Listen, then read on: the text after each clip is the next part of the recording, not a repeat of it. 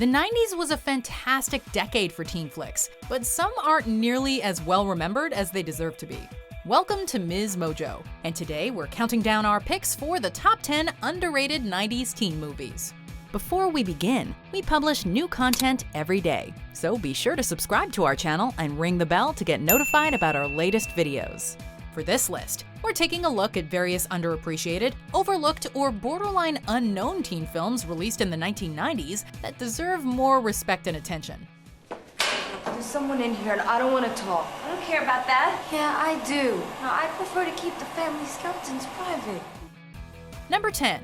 Never Been Kissed. Never Been Kissed feels forgotten these days despite its big-name cast. The movie not only stars Drew Barrymore as Josie Geller, but also boasts the involvement of David Arquette, John C. Reilly, Jessica Alba, and James Franco. Yo, this is gonna be Rufalicious. No, Jason's not a stick of gum. It's Rufus. Rufus. Drew plays a copy editor for the Chicago Sun-Times who returns to high school for an assignment. Only she wasn't very popular the first time around, and going back proves to be just as difficult. Josie, in my classroom, tardiness is unacceptable. I'm sorry. Well, not as sorry as I am. Olay! 10 minutes in that hat, you'll never be late again. The plot is an intriguing what-if scenario that most of us have probably played out in our heads once or twice, and Drew Barrymore is as excellent as ever in the role of the endearingly geeky Josie. It's cute and funny, and really, what more can you ask for? Penguins, they spend their whole lives looking for that one other penguin, and when they meet them, they know. And they spend the rest of their lives together. But I'm not a penguin. Oh, it's an analogy. Number 9. Newsies. Come on, you grafters, cross the line. All right, everyone remain calm. Let's soak them for crutches! Newsies has thankfully been rescued from obscurity. When it was first released in 1992, it received poor reviews and failed at the box office, making just $2.8 million, which seemingly destined it to be forgotten. Luckily, it has undergone a bit of a critical reevaluation in the 21st century. It also received a second chance at relevance when it was adapted for Broadway in 2012, and the production would go on to be nominated for 8 Tony Awards. Look at me, I'm the king of New York. While the movie doesn't quite reach the heights of its stage adaptation, Newsies is still a kinetic musical with great production values, some catchy tunes, and a wonderful lead performance from none other than Christian Bale. I mean, they own this city. So do we really think a bunch of street rats like us can make any difference? And the choice has got to be yours. Are we just gonna take what they give us, or are we gonna strike? Number 8. Dropdead Gorgeous. My mom gave me this 9mm for my 13th birthday. Yeah, I always remember what she wrote in the card.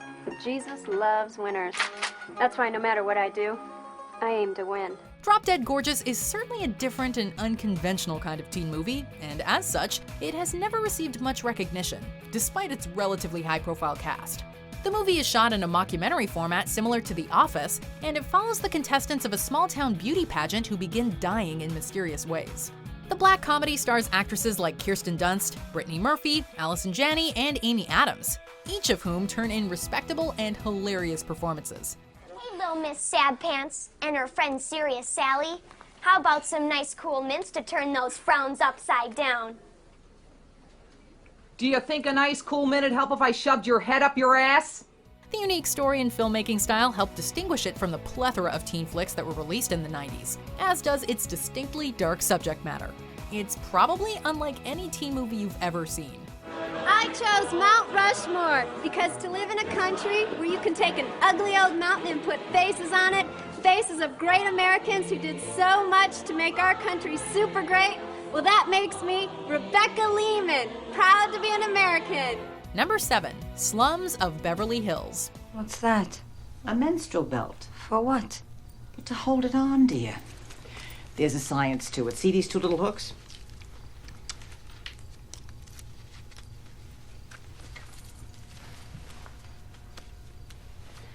You can take the box with you. If you prefer something a little more realistic, then Slums of Beverly Hills may just be it. This is a touching and hilarious story about a teenage girl struggling with her lower-class nomadic family, which continues to move apartments every couple of months. It sounds depressing, and it certainly can be, but it's mostly a hilarious and accurate portrayal of teenage life in a lower-income family, led by an absolutely brilliant and criminally underrated Natasha Lyonne. What are you doing? Taking off my pants? I'm not gonna do it in the laundry room. I wasn't talking about that. Just breast, second base, that's it, not all the way. I'm sorry. Can I take off my shirt? Her relatives are also well cast, especially Marissa Tomei as her cousin and Alan Arkin as her father. You're not old. No. I'm like a horse. I'm like a rock. Yes, you Take a poke. Go on. You're a horse. Give me a hit.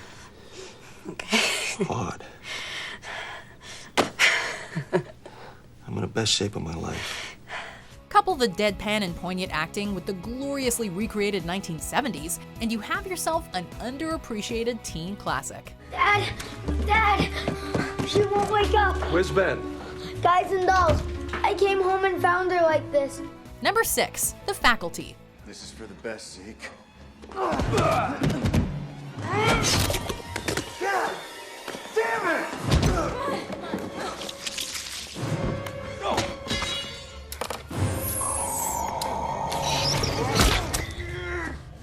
The Faculty is a glorious throwback to old school horror, mixed in with some signature teen movie drama. It tells the story of a group of students, played by the likes of Elijah Wood and Josh Hartnett, who begin to suspect that their teachers are being manipulated by aliens. It can survive on its own, but it's merely part of a greater organism. Look, it has the ability to replicate, but it needs a host. Something moist. See what it did to Oscar's insides? It dried him out. Isn't a human body composed mainly of water?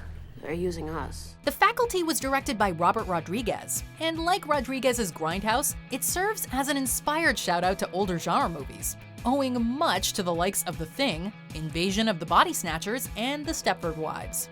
In addition to those is a little dose of John Hughes' The Breakfast Club, as writer Aaliyah Whiteley mentions, and what we end up with is probably the wackiest and most outlandish teen movie you will ever see. Maybe not. I might have some more scat. Where? In my trunk. In your trunk. In your car. Amongst the aliens. Oh, that's convenient. You got a better idea? Number 5, Welcome to the Dollhouse. Welcome to the Dollhouse sounds like a movie you've seen 1,000 times before. An unattractive outcast has trouble coping with her classmates and suburban family, and just generally struggles with integration and her conflicting emotions. Heck, that almost sounds like Slums of Beverly Hills. Hi, Dawn. Sorry to bother you, but we were just wondering, are you a lesbian?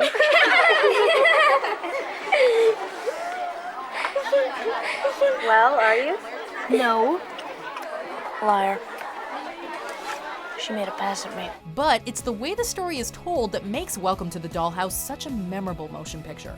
The filmmaking and acting captured teenage angst in a brutal and unflinching manner, creating one of the most realistic and cringe-inducing teen flicks of the 90s and beyond. How horny. I mean, like, he'd go out with anyone as long as it was a girl and willing. Willing to what exactly? Go all the way. You mean have intercourse? Duh. The black comedy is also helped tremendously by Heather Matarazzo, who portrays Dawn Wiener with pathos, humor, and humanity. She's an absolute revelation. Missy has always been like a sister to me. And a friend. Number 4, Pleasantville. Pleasantville is an ingenious movie. It stars Tobey Maguire and Reese Witherspoon as two modern-day siblings who find themselves transported into the world of a 50s sitcom. This is only the most important moment of my whole life. Forget it, Jen. I've waited a year for this. God, David, just give it to me. Forget it! No, wait, bud. Get it, Mary Sue.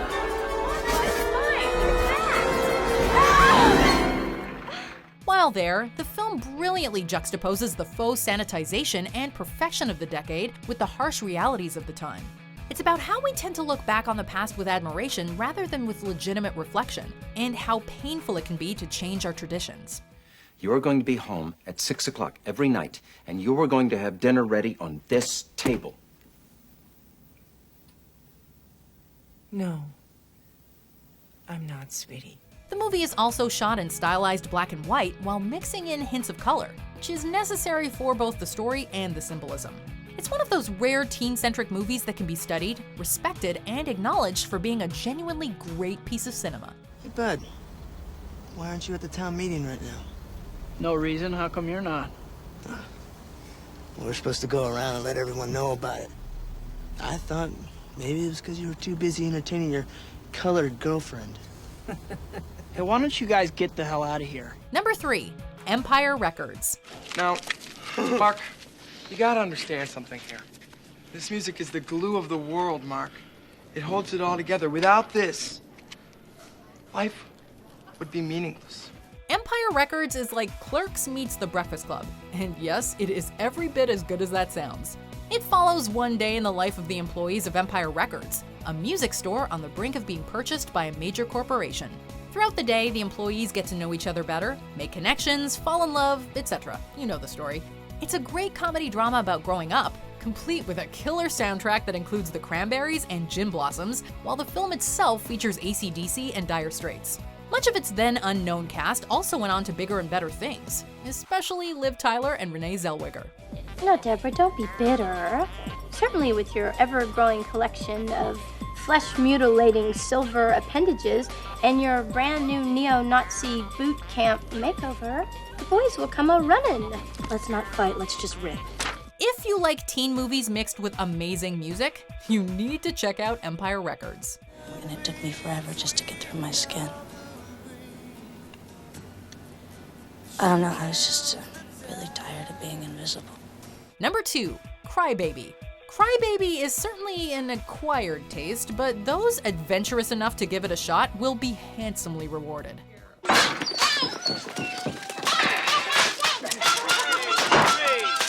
been bothering your great-grandma all day. She has customers. Hell no, they helped me steal a car. It's a 51 old. It's really cool. That's my little snare drum. The story is reminiscent of Grease as it takes place in the 50s and follows a rebel, played by Johnny Depp, who falls in love with an innocent good girl. I've never given a French kiss before. Watch, it's easy. You just open your mouth. And I open mine. It also has shades of Romeo and Juliet, as the two subcultures are enemies, and the central relationship inevitably causes upheaval and drama within the town. It's a wonderful ode to the rebel genre that dominated the 1950s, and it's filled with intentional camp and ridiculous situations. It is a John Waters film after all. And while its zany style may be divisive, it is also incredibly daring and entirely unique.